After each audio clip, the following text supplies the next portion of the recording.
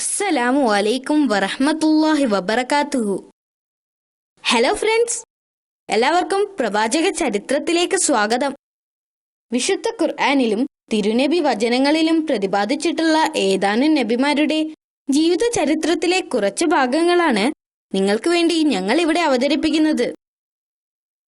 ആയിരക്കണക്കിന് വർഷങ്ങൾക്ക് മുൻപ് നടന്ന ചരിത്രമാകുമ്പോൾ ചില അഭിപ്രായ വ്യത്യാസങ്ങളോ കുറവുകളോ ഉണ്ടാകും. അത് കൂട്ടുകാർ ക്ഷമിക്കുമല്ലോ.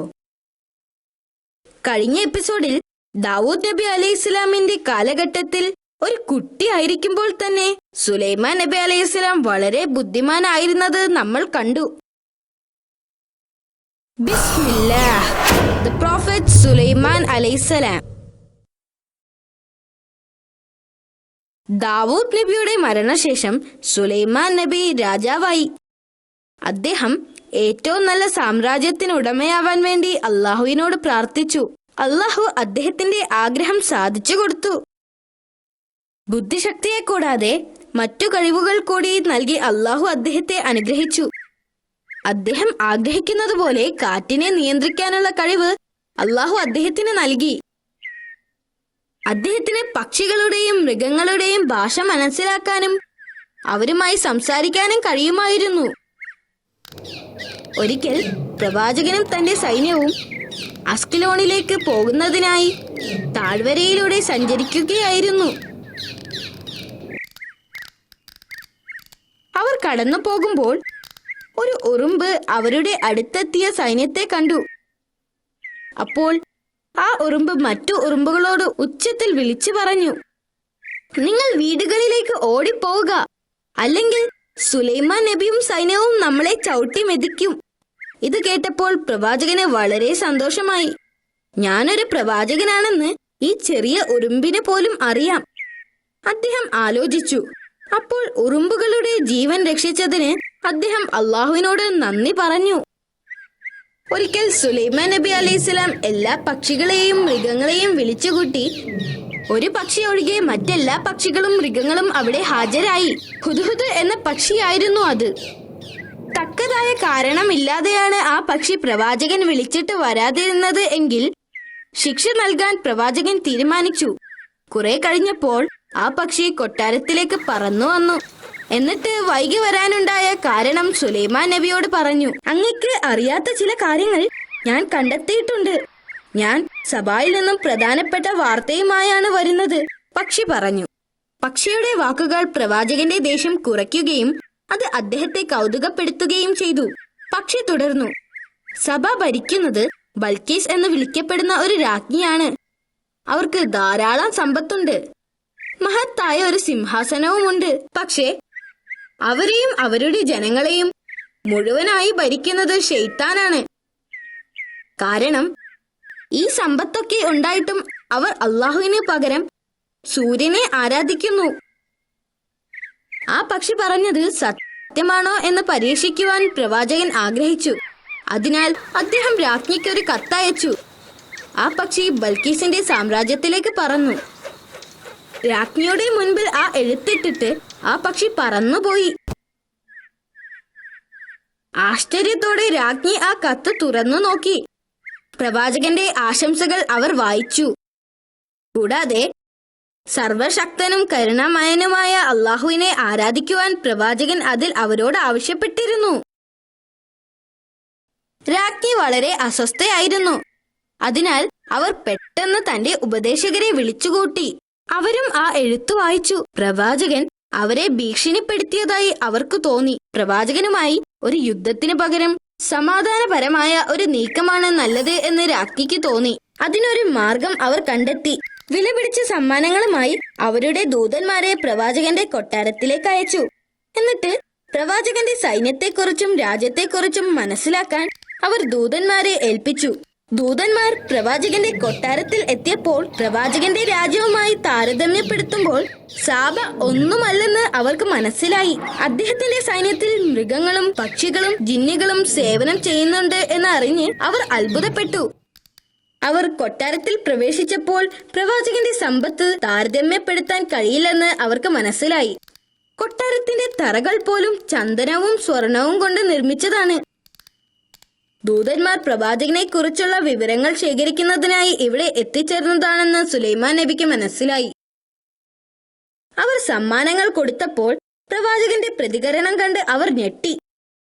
അല്ലാഹു എനിക്ക് ധാരാളം സമ്പത്തും ഒരു വലിയ സാമ്രാജ്യവും എനിക്ക് നൽകിയിട്ടുണ്ട്. കൂടാതെ എനിക്ക് പ്രവാചകത്വവും നൽകിയിട്ടുണ്ട്. സമ്മാനങ്ങളൊന്നും തുറന്നു നോക്കാതെ എല്ലാം തിരികെ കൊണ്ടുപോകണമെന്ന് അദ്ദേഹം അവരോട് പറഞ്ഞു. അള്ളാഹുവിനെ സ്വീകരിച്ചില്ലെങ്കിൽ അവരുടെ രാജ്യം നശിപ്പിക്കുമെന്ന മുന്നറിയിപ്പ് നൽകുന്ന ഒരു കത്ത് പ്രവാചകൻ രാജ്ഞിക്ക് കൊടുത്തയച്ചു. സമ്മാനങ്ങളുമായി ദൂതന്മാർ തിരിച്ചെത്തി. അവർ ആ കത്ത് രാജ്ഞിക്ക് നൽകി. കൂടാതെ അവർ കണ്ട അത്ഭുതങ്ങളെക്കുറിച്ച് അവർ അവരോട് പറഞ്ഞു. ദൂതന്മാരിൽ ഒരാളോട് താൻ പ്രവാചകനെ കാണാൻ വരുന്നുണ്ടെന്ന കാര്യം അദ്ദേഹത്തെ അറിയിക്കാൻ ആവശ്യപ്പെട്ടു. രാജഭൃത്യന്മാരും സേവകരുമായി അവർ സാബയിൽ നിന്നും പുറപ്പെട്ടു. സാബയുടെ രാജ്ഞി വരുന്നുണ്ടെന്നറിഞ്ഞപ്പോൾ സുലൈമാൻ നബി അവരെ പരീക്ഷിക്കാൻ തീരുമാനിച്ചു. രാജ്ഞിയെ പരീക്ഷിക്കുന്നതിനു വേണ്ടി ജിന്നുകളുടെ സഹായത്തിനായി പ്രവാചകൻ അവരെ വിളിച്ചുകൂട്ടി. രാജ്ഞി കൊട്ടാരത്തിലെത്തുന്നതിനു മുൻപായി നിങ്ങളിൽ ഒരാൾ അവരുടെ സിംഹാസനം എടുത്തുകൊണ്ട് വരണം, പ്രവാചകൻ ആവശ്യപ്പെട്ടു. അങ്ങ് ഇരുന്നെഴുന്നേൽക്കുന്നതിനു മുൻപ് തന്നെ ഞാൻ അതിവിടെ എത്തിക്കും, ഒരു ജിന്ന് പറഞ്ഞു. പ്രവാചകൻ മറുപടി പറഞ്ഞില്ല. കാരണം പ്രവാചകന് അതിനേക്കാൾ വേഗത്തിൽ അതിവിടെ എത്തിക്കണമായിരുന്നു. അങ്ങ് കണ്ണടച്ച് തുറക്കുന്നതിനു മുൻപായി ഞാനത് ഇവിടെ എത്തിക്കാം, മറ്റൊരു ജിന്ന് പറഞ്ഞു. എത്രയും പെട്ടെന്ന് അത് ഇവിടെ എത്തിക്കാൻ വേണ്ടി ജിന്നുകൾ മത്സരമായിരുന്നു. പെട്ടെന്ന് തന്നെ സിംഹാസനം പ്രവാചകന്റെ മുന്നിലെത്തി. 2000 മൈൽ അകലെയുള്ള യമനിൽ നിന്നും ബൽക്കീസിന്റെ സിംഹാസനം ഒരു നിമിഷം കൊണ്ട് പ്രവാചകന്റെ മുമ്പിലെത്തിച്ചു. ബൽക്കീസ് കൊട്ടാരത്തിലെത്തിയപ്പോൾ ആഘോഷവും ചടങ്ങുമായി അവരെ സ്വാഗതം ചെയ്തു. അപ്പോൾ പ്രവാചകൻ സിംഹാസനത്തിലേക്ക് ചൂണ്ടിക്കൊണ്ട് പറഞ്ഞു, അത് നിങ്ങളുടേതാണ്. ബൽക്കീസ് ആശയക്കുഴപ്പത്തിലായി. വീണ്ടും സിംഹാസനത്തെ നോക്കി. അവർ ബുദ്ധിമതിയും സമർത്ഥയുമാണെന്ന് അദ്ദേഹത്തിന് മനസ്സിലായി. വളരെ അധികം ആശയക്കുഴപ്പത്തിന് ശേഷം അവർ പറഞ്ഞു, ഇതെന്റെ സിംഹാസനത്തെ പോലെയുണ്ട്. പിന്നീട് അവളെ കൊട്ടാരത്തിനകത്തേക്ക് സ്വാഗതം ചെയ്തു. അതിനകത്ത് തറകളിൽ മനോഹരമായ ഗ്ലാസുകൾ പതിച്ചിരുന്നു.